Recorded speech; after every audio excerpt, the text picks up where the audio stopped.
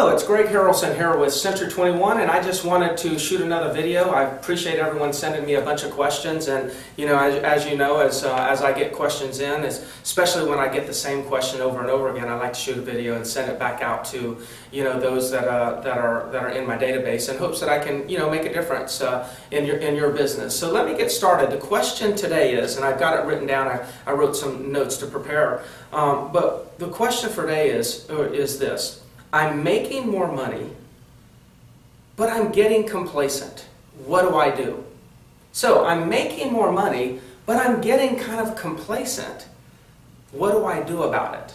So I hear this so often, especially when I'm coaching real estate agents in my office. I hear this, or agents at other companies. I hear this so often. People, they get going and all of a sudden they start getting traction and they get more listings, maybe make more buyer sales, and then all of a sudden their motivation starts to decrease, it declines, and they get a little bit complacent. They lose that hunger for doing more deals as their appetite becomes more satisfied. So many of us are easily motivated when our back's up against the wall. I mean, if you think about it, we probably perform when we have the highest risk or when we have the least amount of options. We perform way better when there are no options. We see this all the time. So we know how to fight when our back's up against the wall. If we need money to pay our bills, and we need it quick, we seem to know how to quickly do the things we need to do in order to make the ends meet. It doesn't always have to be that way, though. So I also, get this question, do we always have to be at the verge of failure to motivate ourselves to do what it takes to succeed? Do we always have to be at the verge of failure to motivate ourselves to succeed? And the answer is no to that. So I want to share 3 simple things that I found helpful, and I've noticed that it works in those that I've coached, as real estate agents that I've mentored or coached throughout the years. These 3 things will help you, get motivated, number 1, stay motivated, number 2, and then get on track, be on the right track in order for you to reach the goals that you set. So step number 1 is you got to create a vision statement. Now, sure, create a vision, go on the internet, write create a vision. Wow, you'll have millions of websites and articles on why you need to create a vision and what is the vision all about and why will a vision motivate you to reach higher goals. And I just want to say, don't complicate this, keep it very simple. In creating a vision, number 1, you've got to identify what it is you want. Okay, and again, don't get too analytical on this one. Just ask the question, what do I want? Do I want to do 50 deals? Do I want to do 10 deals? Do I want to do 150 deals? Identify what you want. See, without a clear target, it's nearly impossible to hit the goal. Imagine yourself throwing darts, and you typically, when you go in a place and you're going to throw some darts, you're able to see the dartboard, you can see the bullseye, you can see all the different numbers in the grid of the dartboard, and you have a dart, and you walk back and you actually aim for a target. You see, that's exactly what you have to do in business, yet so few of us do that. So few of us know what they want. They actually have not identified the target. So step number 1, identify your target. And then, of course, you've got to identify a few other things. Number 1, you've got to identify where it is you want to go. Where it is you currently are. So before you set off on your journey, you have to, number 1, identify your target, and number 2, you have to kind of become aware of where you are today. It's like, I'm getting 2 listings a month is where I am, and I want to get to 5 listings a month. That's where I want to go. So now you have a where I am, and you have an idea of where you want to go. See, that's creating a vision. It's just kind of getting a vision of what you want to accomplish.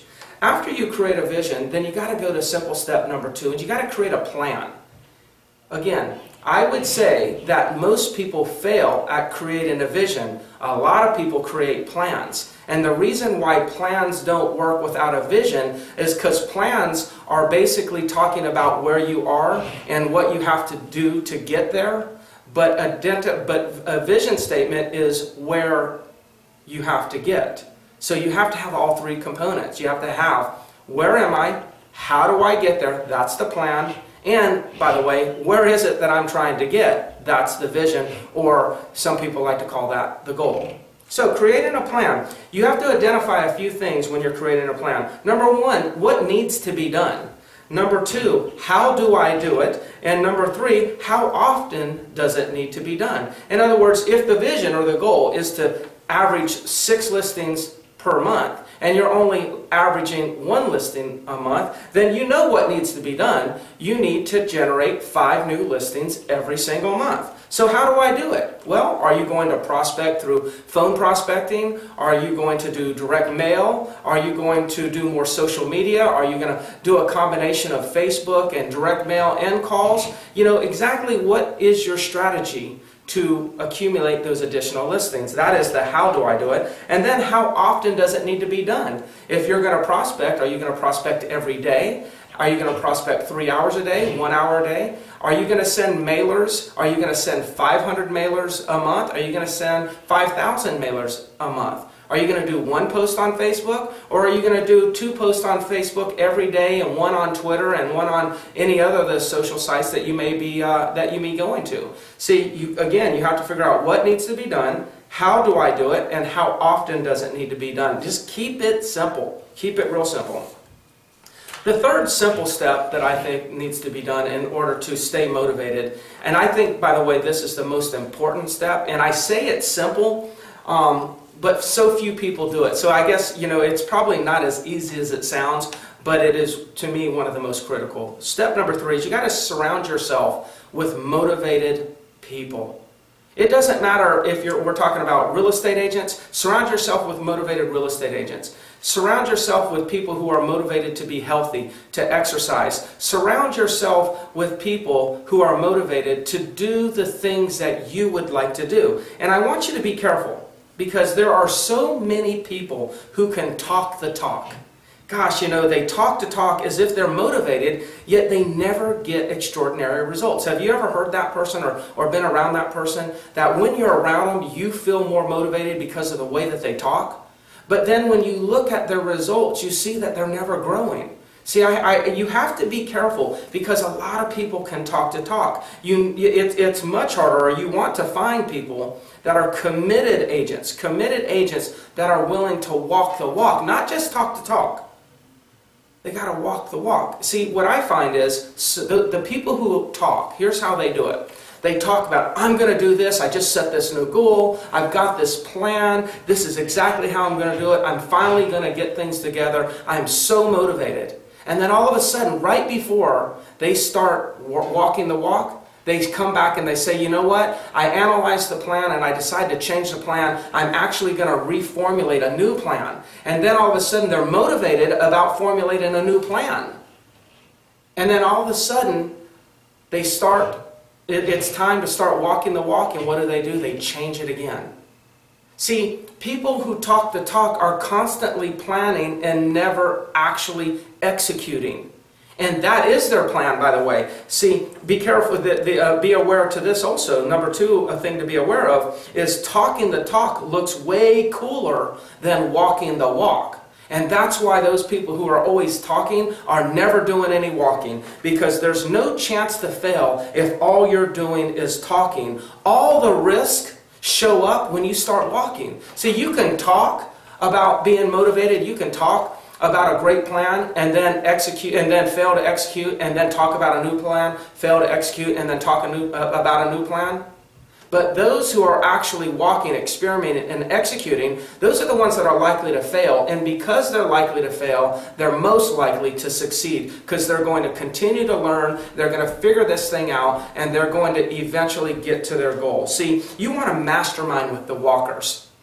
And you want to stay away from the talkers. And all you have to do is look at their history.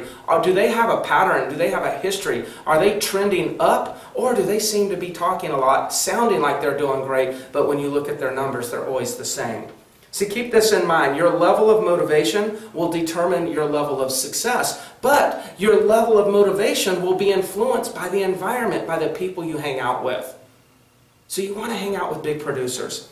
I tell you what, I hope this message helps anyone who's listening to it. I really believe you need to think about this. Are you hanging around with talkers, or are you hanging around with walkers? I think that's the most critical thing you could take from this video. And just assess your environment right now and ask yourself, who are the people that I'm around? Are these the people who are really going to motivate me? And are these the people that are going to really, mastermind with me and share ideas with me to help me get to the level that I want to get to?